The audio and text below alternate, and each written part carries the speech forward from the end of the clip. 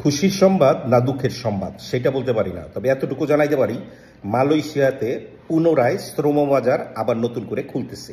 বাংলাদেশ থেকে কিংবা 14টা কান্ট্রি থেকে 60,000 কর্মী এগ্রিকালচার সেক্টরে আনবে।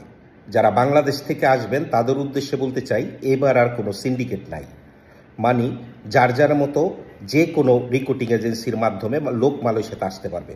তবে যারা আসবেন তাদের উদ্দেশ্যে বলবো, আসার আগে ইউটিউবে ফেসবুকে বেশি করে ভিডিও দেখবেন যে মালয়েশিয়াতে পাম অয়েল বাগানে কিংবা রাবার বাগানে এই জঙ্গলের মধ্যে আপনি কাজ করতে পারবেন কি না।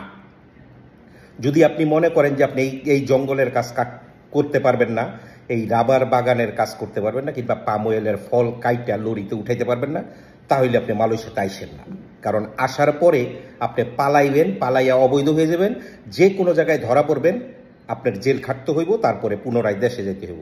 সো আইসা অযথা মোটা অঙ্কের একটা টাকা লস করবেন না, এবং বিদেশের মাটিতে অবৈধদের সংখ্যাও বাড়াইবেন না।